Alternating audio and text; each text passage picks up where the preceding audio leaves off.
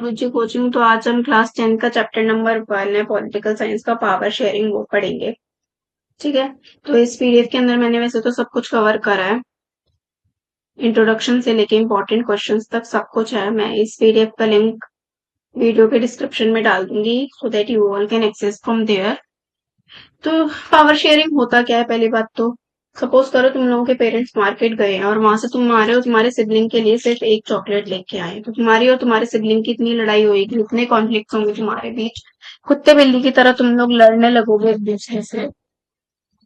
तो यही चीज हमारी डेमोक्रेसी में भी होती है कि अगर हम पावर को डिस्ट्रीब्यूट नहीं करते ढंग से तो हमारे कॉन्फ्लिक्ट बढ़ जाते हैं, कॉन्फ्लिक्ट बढ़ते हैं तो वॉर के चांसेस भी बढ़ जाते हैं। बट अगर हमारी पावर जो वो इक्वली डिस्ट्रीब्यूट हो रही है among different group of people, organs and levels of the government, तो कॉन्फ्लिक्ट के चांसेस बहुत कम हो जाते हैं। प्लस वॉर जैसे वॉर के चांसेस तो क्रिएट ही नहीं होते हैं, कंट्री के बीच में वॉर तो होती ही नहीं है। फिर गोल क्या होता है इसका? अवॉइड कंसेंट्रेशन ऑफ पावर, मतलब पावर जो है वो किसी एक के हाथ में नहीं रुकनी चाहिए।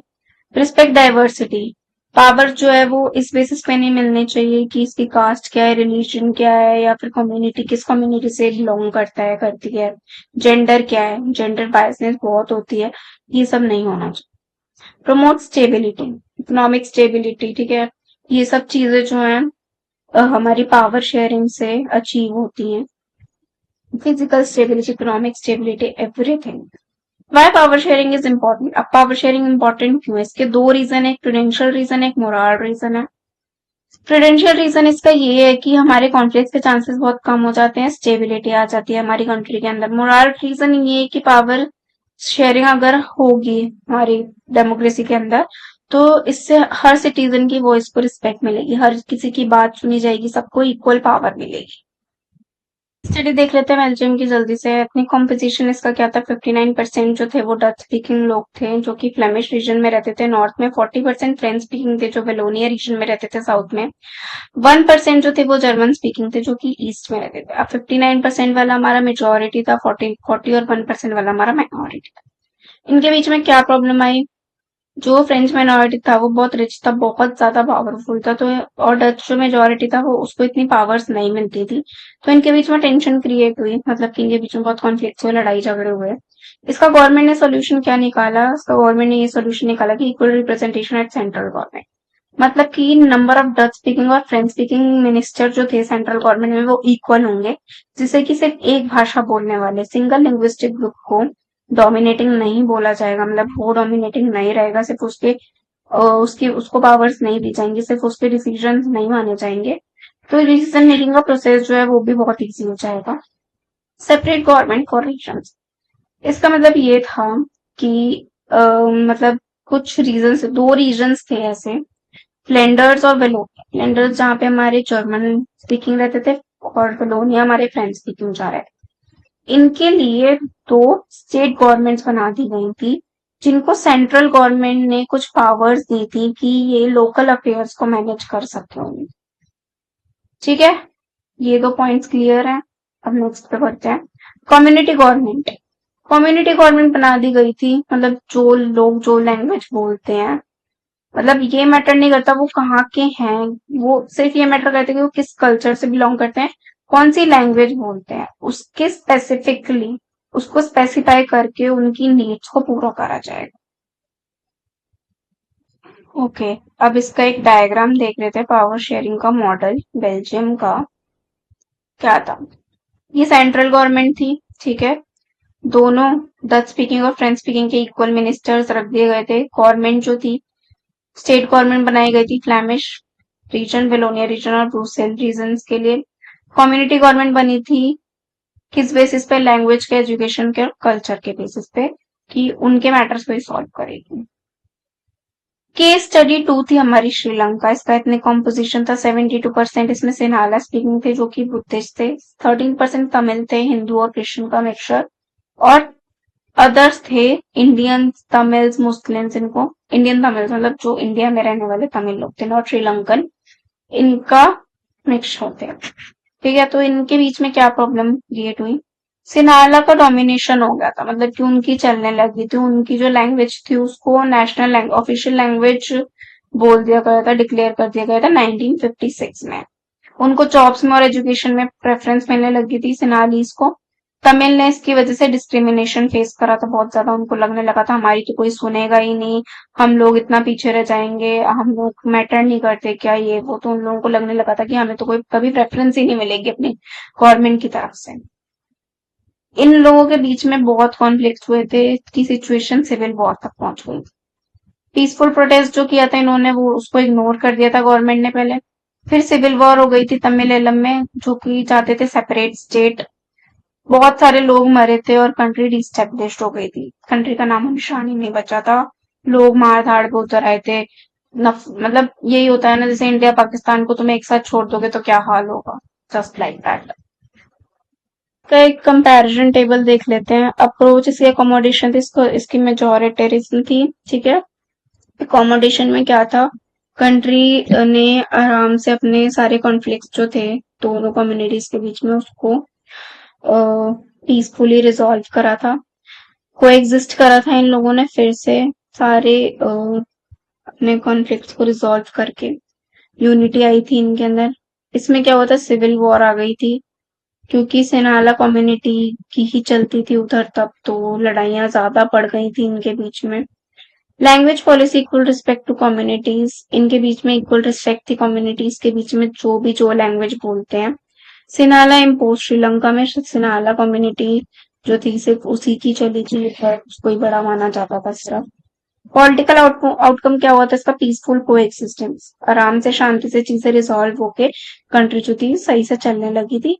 बट श्रीलंका में क्या हुआ था, दोनों कम्युनिटीज की वजह से दोनों ने सेपरेट स्टेट की डिमांड करी थी। तो पावर शेयरिंग, तो हमारी 4 टाइप्स की फॉर्म्स होती है पावर शेयरिंग की, हॉरिजॉन्टल, वर्टिकल, सोशल ग्रुप्स और पॉलिटिकल पार्टीज। हॉरिजॉन्टल में हमारा लेजिस्लेचर आता है, एग्जीक्यूटिव आता है और जुडिशरी आता है।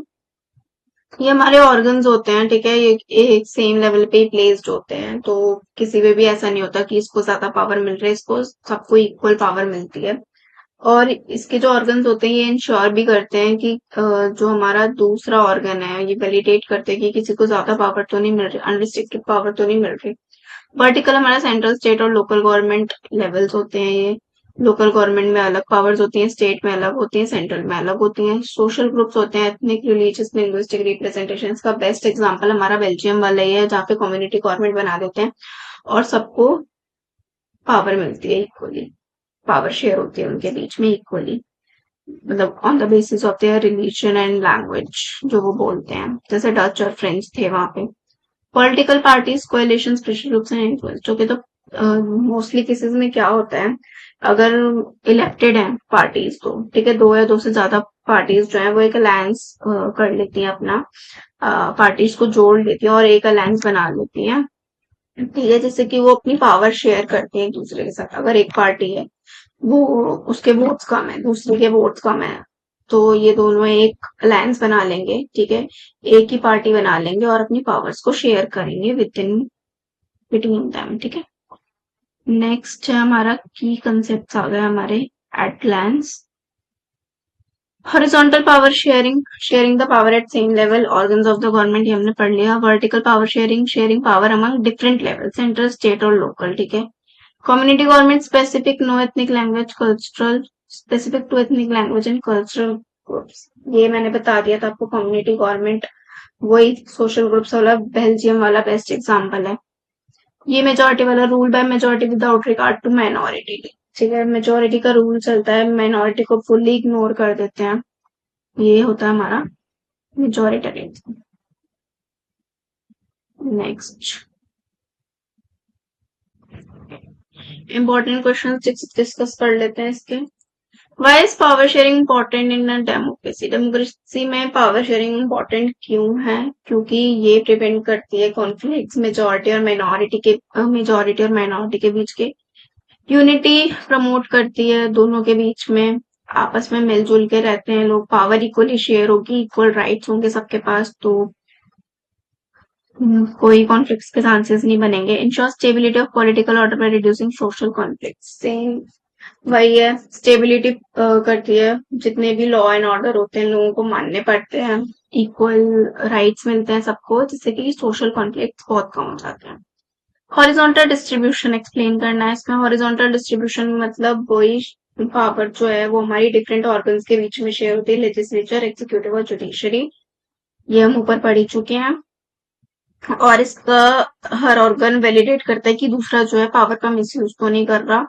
इंडिया के अंदर पार्लियामेंट जो है वो लॉ बनाती है, इसका एग्जाम्पल यही है। एग्जीक्यूटिव जो है इम्प्लीमेंट करते हैं, जुडिशरी जो है इंटरप्रेट करती है।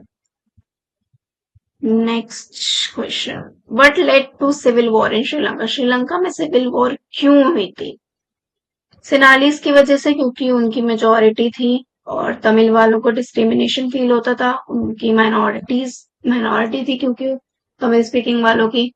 तमिल ने डिमांड करी थी एक अपने अलग स्टेट की, ठीक है।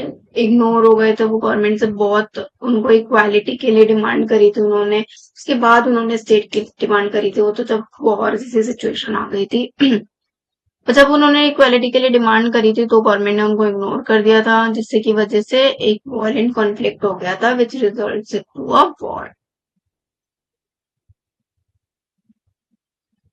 नेक्स्ट क्वेश्चन है, describe the power sharing arrangement in Belgium. Belgium का पावर शेयरिंग अरेंजमेंट बताना है।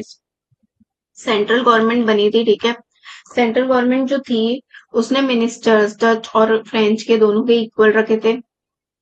State governments were independent of central government. Central government ने कई राइट्स दे दिए थे स्टेट गवर्नमेंट को, ताकि वो माइनर जो कॉन्फ्लिक्ट होते हैं उनके बीच के उनको रिजॉल्व कर सके। Special arrangement for Brussels with equal representation. Brussels का स्पेशल अरेंजमेंट हुआ था, इक्वल रिप्रेजेंटेशन मिली थी उसको भी।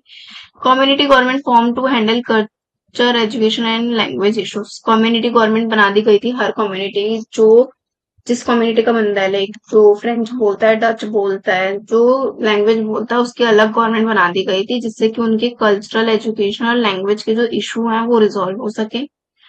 This prevented civil war and maintain unity. इसकी वजह से उनके बीच में कोई नहीं हुई थी, कोई सिविल वॉर नहीं हुई थी और उनके बीच में यूनिटी भी थी।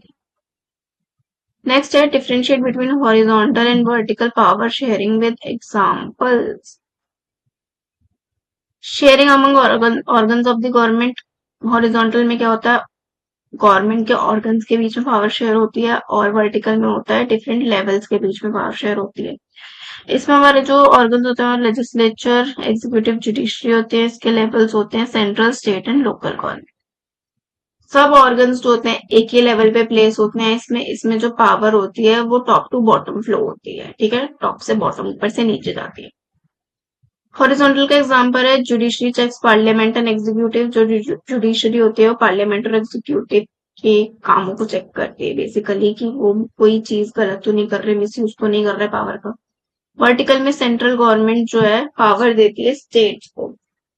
बेसिकली सेंट्रल गवर्नमेंट ही होती है जो मेन गवर्नमेंट होती है, जो बाकी स्टेट और बाकी जो दूसरी हमारी गवर्नमेंट होती है ना, तीसरी गवर्नमेंट कौन सी होती है भाई, लोकल गवर्नमेंट, उसको पावर प्रोवाइड करती है। तो ये था हमारे इस पूरे पीडीएफ में। होपफुली आप लोगों को समझ आया हो। मैं इसको अटैच कर देती हूँ बाकी डिस्क्रिप्शन में हमारे